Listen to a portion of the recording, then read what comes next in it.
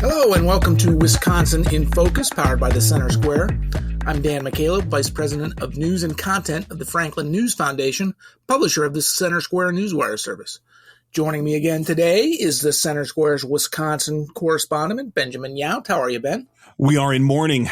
Our beloved manager has left us for the cursed Chicago Cubs, and so there is a black pall that hangs upon southeast Wisconsin. We will wear our mourning shrouds till spring, when hope springs eternal and the Brewers once again make it to the playoffs and lose in the first round. Yeah, how the Cubs handled that, essentially hiring Craig Counsell away from the Brewers and essentially simultaneously firing their manager.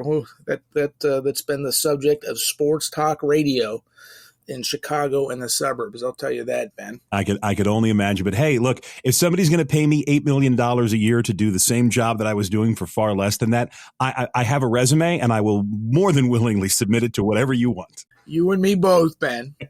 Listen, we're recording this on Thursday, November 9th. A couple of new presidential polls are out this week, Ben. One is a national poll that was commissioned by the Center Square, and the other one is a Wisconsin-specific poll related to the presidential race.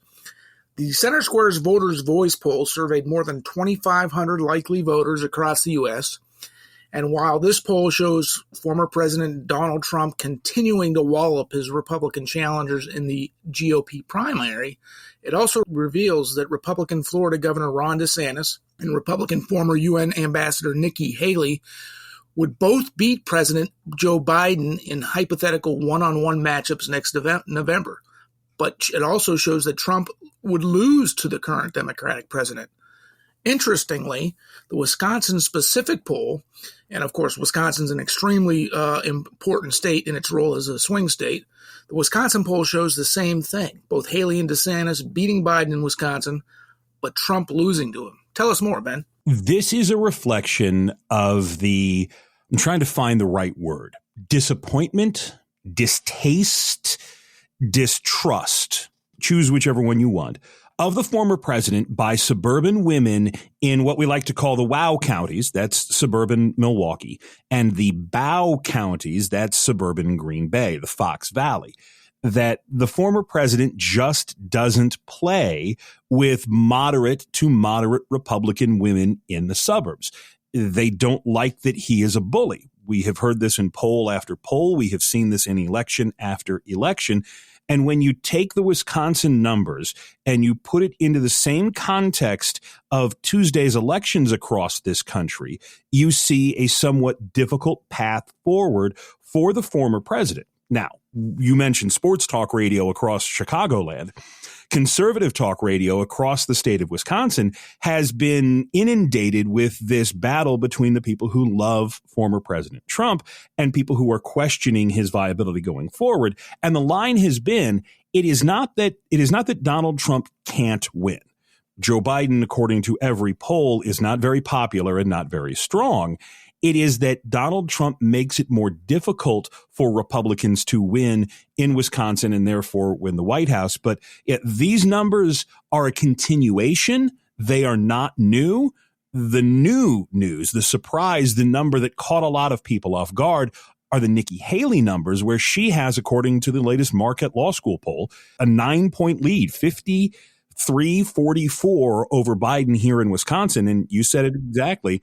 Wisconsin is a swing state. If you win Wisconsin, you very well can win the White House. If you don't win Wisconsin, it is going to be very difficult for you to win the White House. Yeah, that Nikki Haley number is interesting, Ben. She's certainly made a push nationally with her successful debating. Last night was the third Republican primary presidential debate, and she and Florida Governor Ron DeSantis, who also does well in a hypothetical matchup with Joe Biden one-on-one, both nationally and Wisconsin, they both seem to do pretty well. At the same time, Trump, of course, is crushing both of them and all the other challengers in the GOP primary and all polling. But Trump has nearly 100 criminal charges he's facing next year in 4 separate indictments. So it remains to be seen whether Trump, even though he's crushing his candidate, his challengers in the Republican primary, whether he will be able to maintain that and stay on the ballot in Wisconsin and in other states. There was I heard an interview earlier this week with Reince Priebus, who helped run Trump's campaign back in 2016. He was part of the Trump administration early on. And Priebus said that going back to 2016, voting for Donald Trump was probably the biggest middle finger that voters could give to the then establishment and the country. Again, there were just an awful lot of people who did not like Hillary Clinton. So voting for Trump had that air of defiance about it. And Priebus said that there is that sort of sense among voters again this year, that voters are very, very upset. You know, the same Marquette Law School poll said 62% of people in this state believe the state is headed in the wrong direction. You see polls that have similar numbers nationally, that most people don't like where we are headed. The same Marquette poll shows, however, that Tony Evers has a 53% approval rating. So while there are people who are upset at the state of the economy, upset at the direction of the state of Wisconsin, upset at the direction of the country, they're not quite blaming Joe Biden or Tony Evers here in Wisconsin quite yet.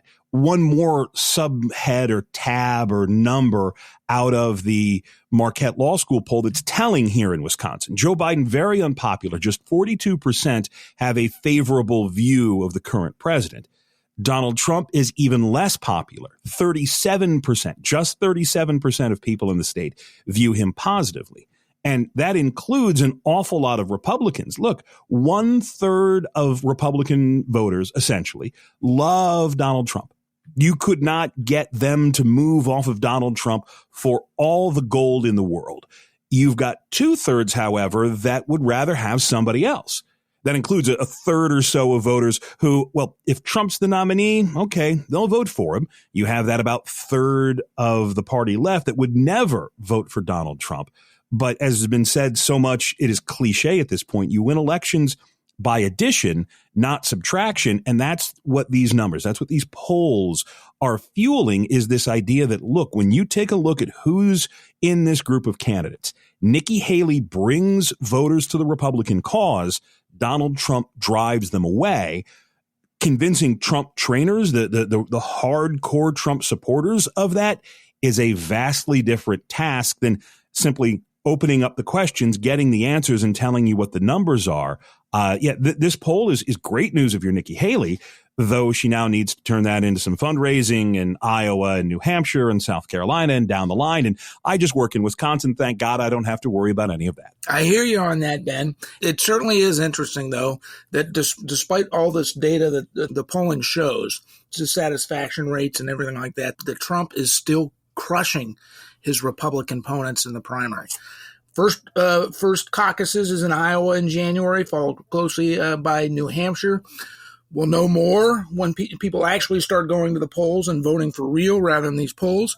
But, Ben, we are out of time. Listeners can keep up to this ongoing story and more at thecentersquare.com. For Ben Yount, I'm Dan McCaleb. Thanks for listening. Please subscribe.